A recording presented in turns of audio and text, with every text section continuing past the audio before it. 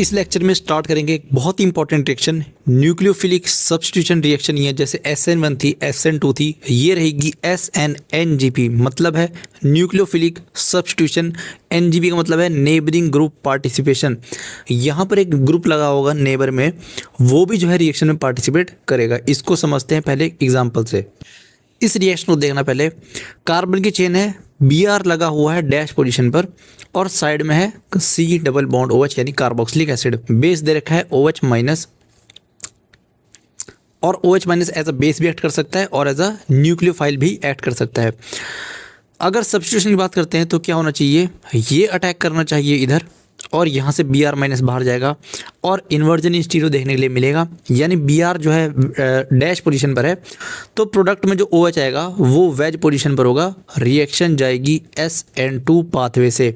और अगर ये प्रोडक्ट की बात करते हैं तो ये प्रोडक्ट बनना चाहिए, बनना तो ये चाहिए, लेकिन एक्चुअल में क्या होता है, ये प्रोडक्ट बनता ही नहीं है। इस केस में क्या प्रोडक्ट बनता है, यहाँ पर COH तो रहेगा और जो Br है वो हट जाएगा और जो ऑक्सीजन जो OH लगता है वो भी जो है डैश पोजीशन से लगता है और यहाँ पर इन्वर्जन ना देखकर रिटेंशन देखने के लिए मिलता है।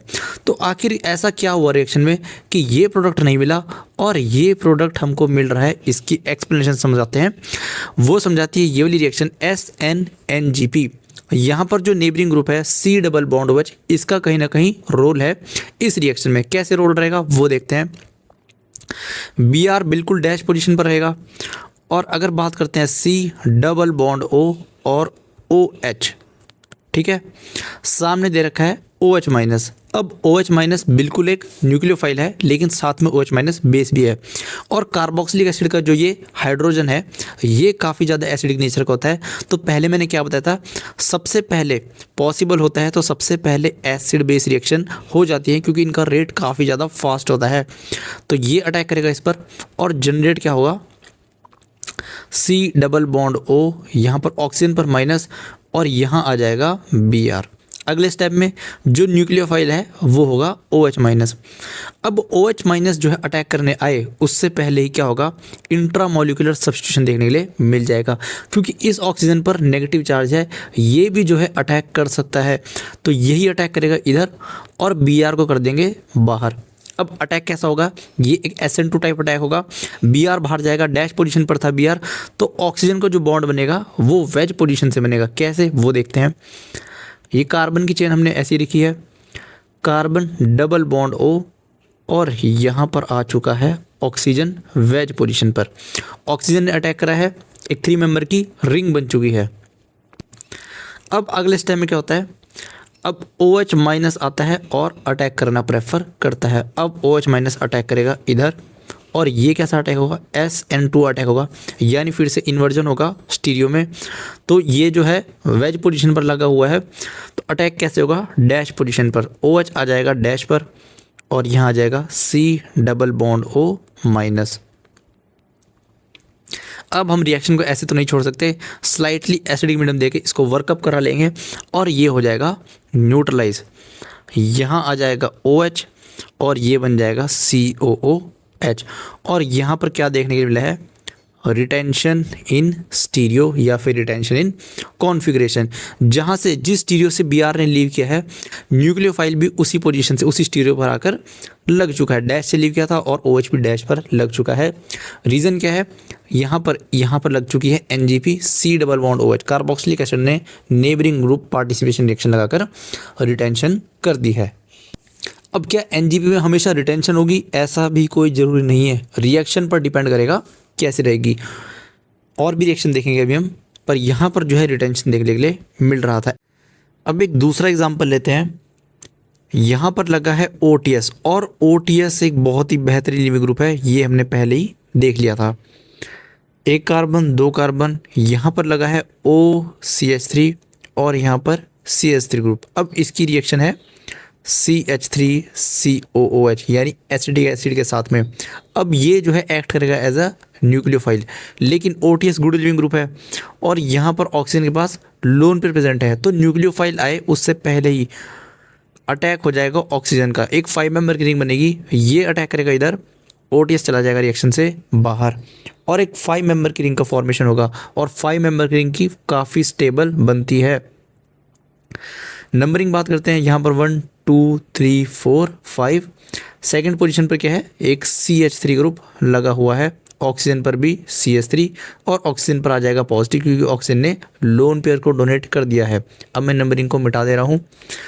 अब यहाँ पर क्या है, 2 कार्बन प्रेजेंट है, एक तो ये वाला स्टार मार्क कर दिया, एक ये वाला CH3C double bond OH। Attack कैसे होगा, ये इधर, यानी ये वाला ऑक्सीजन जो है अटैक कर सकता है। अब इस पोजीशन पर भी कर सकता है और इस पोजीशन पर भी कर सकता है, तो यानी कि 2 प्रोडक्ट बनेंगे। और जब यहाँ पर अटैक होगा तो रिंग जो है ओपन बिल्कुल कर जाएगी। सेम ऐसे ही जब अटैक यहाँ पर होगा तो यहाँ से भी रिंग को ब्रेक करना पड़ेगा। तो 2 प्रोडक्ट क्या बनेंगे पहले वो देख लेते हैं।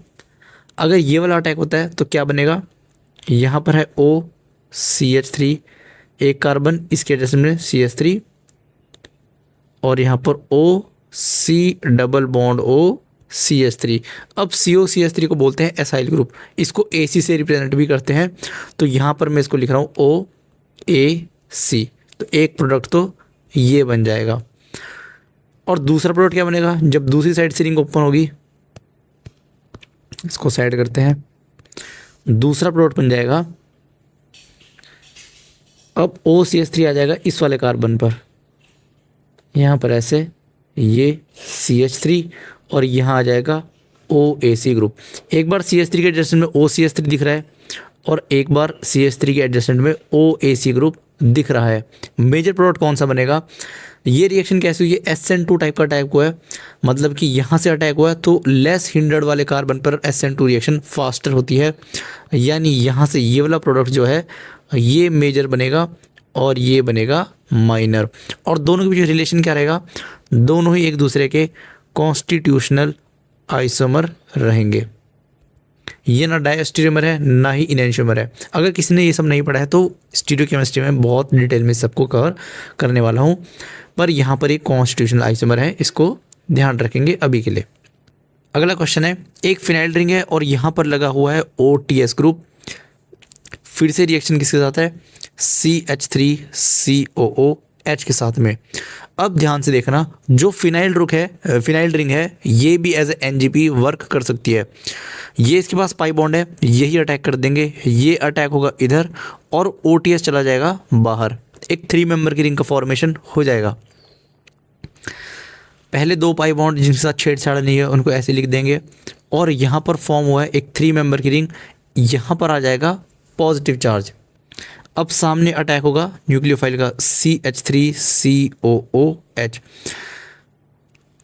अब अटैक हमको ऐसे कराना है ताकि अटैक के बाद जो रिंग है वापस एरोमेटाइज भी हो जाए, या तो इस सेंटर पर अटैक होगा या तो इस सेंटर पर अटैक होगा। देखो कैसे होगा, जब ऑक्सीजन का अटैक होगा इधर तो ये बॉन्ड शिफ्ट हो जाएगा इधर, यानी इस कार्बन पर नेगेटिव बन जाएगा और तब हम इसकी एरोमेटिसिटी को गेन करा देंगे। अगर अटैक होगा इधर, इस बॉन्ड को शिफ्ट करा देंगे इधर, तो ये रिंग फिर से एरोमेटिक बन जाएगी। हम इधर अटैक नहीं करा सकते क्योंकि अगर इधर अटैक कराया या तो रिंग ऐसे ब्रेक होगी या ऐसे ब्रेक होगी और रिंग जो है एरोमेटिसिटी गेन नहीं कर पाएगी, इसलिए सिर्फ इन 2 पोजीशन पर ही अटैक होना पॉसिबल होगा। अब ये जो दोनों पोजीशन है इक्विवेलेंट है, चाहे यहाँ पर अटैक कराओ चाहे यहाँ पर अटैक कराओ, दोनों ही केस में प्रोडक्ट जो है बिल्कुल सेम बनेगा। और क्या प्रोडक्ट बनेगा आप दोनों ही बना के देख लेना। रिंग हो जाएगी एरोमेटाइज, अगर मैं क्या करा रहा हूँ यहाँ इस वाली जगह पर अटैक करा रहा हूँ, रिंग हो जाएगी ब्रेक ऐसे। तो एक कार्बन और ये दूसरा कार्बन, देखो एक कार्बन 2 कार्बन नंबर भी डाल दिया मैंने 1 2 और इस पर लग जाएगा OAC ग्रुप। अभी बताया था जो OCOCH3 ग्रुप है इसको बोलते हैं OAC ग्रुप, तो यहाँ OAC ग्रुप लग जाएगा, ये बन जाएगा प्रोडक्ट। तो फिनाइल रिंग भी जो है नेबरिंग ग्रुप पार्टिसिपेशन में पार्टिसिपेट कर सकता है। इस क्वेश्चन को देखो, इससे जो है NGP और क्लियर हो जाएगी, फिर अगले टॉपिक की तरफ बढ़ेंगे। यहाँ पर कार्बोक्सिलिक एसिड है और इधर Br पर पॉजिटिव है, 3 मेंबर की रिंग बनी हुई है। 3 मेंबर की रिंग जो है अनस्टेबल होती है, Br पर पॉजिटिव चार्ज भी है तो रिंग जो है ओपन होना चाहेगी। बेस दे रखा है, बेस क्या करेगा, एसिडिक H को बाहर निकाल लेगा और कार्बोक्सिलिक एसिड का जो हाइड्रोजन होता है वो एसिडिक नेचर का होता है, तो यहाँ पर Br ऐसे लिखे रहेगा और C double bond O oxygen पर माइनस। अब अटैक कराना है बस, यहाँ से अटैक करा लो चाहे डायरेक्ट अटैक करा लेते हैं। C double bond O oxygen पर माइनस, 1 2 3 4 5 नेगेटिव चार्ज अटैक करेगा और 5 मेंबर की रिंग बन जाएगी। और 5 मेंबर की रिंग का फॉर्मेशन बहुत ज़्यादा स्टेबल माना जाता है। तो यहाँ पर 5 मेंबर की रिंग बन चुकी है नई वाली। यहाँ पर आ जाएगा Br और यहाँ पर जो है ऑक्सीजन आना था, यहाँ पर C डबल बॉन्ड O, ये बन जाएगा फाइनल प्रोडक्ट। बहुत इंपॉर्टेंट रिएक्शन है, इसको अभी ये तो ओवरव्यू है सिर्फ, इसको काफ़ी डिटेल में हमको और पढ़ना पड़ेगा। और ये क्या है, जो साइक्लिक एस्टर है इसको बोलते हैं, जब ए साइक्लिक होता है तो हम एस्टर बोलते हैं, लेकिन साइक्लिक रिंग में जब एस्टर होता है इसको बोलते हैं हम लैक्टोन। तो लैक्टोन का फॉर्मेशन यहाँ पर हो चुका है और इस रिएक्शन का नाम होता है एक ब्रोमो लैक्टोनाइजेशन। तो बहुत इंपॉर्टेंट रिएक्शन है, अभी के लिए बस ओवरव्यू है, आगे हमको बहुत डिटेल में इसको पढ़ना पड़ेगा। अब एनजीपी रिएक्शन का रिएक्शन की रेट पर क्या इफेक्ट पड़ेगा वो देखते हैं। Neighbouring groups can accelerate substitution reaction, यानी अगर एनजीपी रिएक्शन कहीं हो रही होगी तो रिएक्शन का रेट वहाँ पर फास्टर हो रहा होगा नॉर्मल सब्स्टिट्यूशन के कंपैरिजन में। हमको पता कैसे लगेगा कि कब एनजीपी हो रही है और कब नहीं हो रही है, एग्जाम्पल से इसको समझते हैं। एक कंपाउंड दिया है यहाँ पे SPH और एक कार्बन चेन लगी हुई है, एक कार्बन ये रहा है, एक यहाँ पर सेकंड पोजीशन पर लीविंग ग्रुप लगा हुआ है और थर्ड पोजीशन पे क्या है SPH। अगर देखें 1 2 3 तो थर्ड पोजीशन पर लगा हुआ है सल्फर जो कि हेटेरोएटम है, इसके पास प्रेजेंट होंगे लोन पेयर्स, तो लोन पेयर बना देते हैं। और अगर इसका कंपैरिजन करते हैं दूसरे से, यहाँ पर कार्बन एटम है, सल्फर एटम प्रेजेंट नहीं है, सेम नंबरिंग करते हैं 1 2 और 3, थर्ड पोजीशन पर कोई भी हेटेरो एटम नहीं है, तो यानी कि ये वाली जो है एनजीपी रिएक्शन शो करेगी। इसको थोड़ा और डिटेल में समझेंगे, अभी इंट्रोडक्शन ही है। ये लिखा हुआ है reacts with water 600 time faster than this compound, यानी कि जब सल्फर यहाँ पर हेटेरोएटम लगा तो इसकी रेट ऑफ रिएक्शन फास्टर होगी हाइड्रोलिसिस की। वाटर क्या करेगा, आएगा रिप्लेस करेगा Cl को करेगा बाहर, दोनों केस में क्या होगा Cl की जगह पर OH को लगा देंगे, Cl को हटा देंगे। लेकिन जब एडजेसेंट पोजीशन पर थर्ड पोजीशन पर सल्फर आया हमारे पास तो हमने देखा रेट ऑफ रिएक्शन हमारी काफ़ी इंक्रीज कर चुकी है। ऐसा ही दूसरा एग्जाम्पल है, ये OTS क्या है, लिविंग ग्रुप होता है 1 2, थर्ड पोजीशन पर PH है, PH मतलब फिनाइल रिंग या फिर बेंजीन। बेंजीन भी हमारा जो है नेबरिंग ग्रुप पार्टिसिपेशन कर सकता है। जब फिनाइल लगा यहाँ पर तो रेट ऑफ रिएक्शन 3000 टाइम्स जो है इंक्रीज कर चुका था हमारा, और जब नॉर्मल हमने कंडीशन ली यहाँ पर बेंजीन नहीं था तो रेट हमारा स्लोवर था, मतलब यहाँ पर भी एनजीपी हो रही होगी। और ये एग्जाम्पल तो नहीं करने, ये तो आएंगे नहीं कभी एग्जाम में। दूसरा एग्जाम्पल, यहाँ पर ऑक्सीजन लगा हुआ है, हेटेरोएटम है, इसके पास भी लोन पेयर प्रेजेंट है। इसका रिएक्ट करते हैं अगर हम न्यूक्लियोफाइल के साथ में तो रेट कितना होता है 10 की power 6, 10 to the power 6 times ज़्यादा होता है, यानी 10 लाख गुना ज़्यादा होता है इससे। किससे, इस वाले कंपाउंड से। सेम कंपाउंड अगर यहाँ ले, इसको हम सब्स्टिट्यूट कर देंगे PH से, यहाँ पर कार्बन है और यहाँ पर क्या है फिनाइल रिंग, तो इसका रेट भी क्या हो जाता है 1 lakh times, 10 to the power 5 times as fast as इससे कंपेयर में। तो कंपैरिजन किस किस का हो रहा है, इसका और इसका कंपेयर कर रहे हैं रेट में, इस वाले का और इस वाले का कंपैरिजन कर रहे हैं, यानी कि इन दोनों में भी क्या हो रही होगी एनजीपी रिएक्शन को शो हो रही होगी। अब समझते हैं एनजीपी रिएक्शन प्रोसीड कैसे करती है। यहाँ पर हेटेरोएटम क्या करते हैं, इस तरफ पार्टिसिपेट करते हैं, Cl को करेंगे बाहर और फॉर्मेशन क्या होगा हमारे पास, ऑक्सीजन पे आ जाएगा double bond, sorry positive charge, और यहाँ लग जाएगा डबल बॉन्ड। अगले स्टेप में कोई न्यूक्लियोफाइल आएगा, अटैक करेगा और हमारा ऑक्सीजन हो जाएगा न्यूट्रलाइज। फाइनल प्रोडक्ट हमारा ये हो जाएगा, हमने लिविंग ग्रुप को हटा दिया और ये OR माइनस जो OR था हमारा न्यूक्लियोफाइल था इसको लगा दिया। लेकिन प्रेजेंस ऑफ ऑक्सीजन क्या हुआ, ऑक्सीजन के लोन पेयर्स ने अटैक करा और रिएक्शन का रेट को बढ़ा दिया। और कैसा अटैक हुआ, ये इंट्रामोलिकुलर, और यहाँ पर 1 और 3 पोजीशन पर नहीं है, यहाँ पे 1 और 2। अगर सेकंड पोजीशन पर भी ऑक्सीजन हो या फिर कोई और हेटेरोएटम हो, फॉर एग्जांपल सल्फर हो या फिर नाइट्रोजन हो, तो ये रिएक्शन को हम एनजीपी रिएक्शन बोलते हैं। अगर सल्फर यहाँ पे कौन सी पोजीशन में, थर्ड पोजीशन पे है, तो यहाँ पर अटैक करेगा सल्फर, क्लोरीन को बाहर करेगा और एक 3 मेंबर की रिंग का फॉर्मेशन होगा। इंटरमीडिएट क्या होगा हमारे पास, 3 मेंबर रिंग इंटरमीडिएट। अगले स्टेप में न्यूक्लियोफाइल आएगा, अटैक करेगा और रिंग को ओपन करेगा और सल्फर हमारा वापस से न्यूट्रलाइज हो जाएगा। इसी को बोलते हैं एनजीपी, जहाँ पर हेटेरोएटम क्या कर रहा है, अपने लोन पेयर्स को इन्वॉल्व कर रहा है पार्टिसिपेशन में, रिएक्शन में। तो एक्सटर्नली कोई न्यूक्लियोफाइल सब्स्टिट्यूट करे उससे पहले एक बार इंट्रामोलिकुलर सब्स्टिट्यूशन देखने के लिए मिल रहा है, इसी को बोला गया है neighbouring group participation. I hope यहाँ तक कोई डाउट नहीं होगा, अगर कोई डाउट आता है तो वहाँ कमेंट सेक्शन में पूछ लेना। अगला है neighbouring group participate only if the speed up the reaction. अगर रिएक्शन में वो स्पीड को इंक्रीज करेंगे, रेट को इंक्रीज करेंगे, तभी हम वो एनजीपी में पार्टिसिपेट करेंगे। अगर कई बार ऐसा केस भी आता है कि रेट डिक्रीज होने लग जाता है तो वहाँ पर एनजीपी में पार्टिसिपेट नहीं करेंगे। एग्जाम्पल से देखते हैं, यहाँ पर Cl लगा हुआ है और वापस से सल्फर के लोन पेयर्स हैं, वापस से अटैक करेंगे, 3 मेंबर की रिंग फॉर्मेशन हो गई, Cl जाएगा बाहर, यानी कि एनजीपी देखने के लिए मिलेगी। क्या बोल रहा है, sulphide participation reacts with H2O 600 time faster than this compound, जहां पर सल्फर प्रेजेंट नहीं है, सिर्फ कार्बन ही प्रेजेंट है, तो यहां पर एनजीपी देखने के लिए मिल रही थी।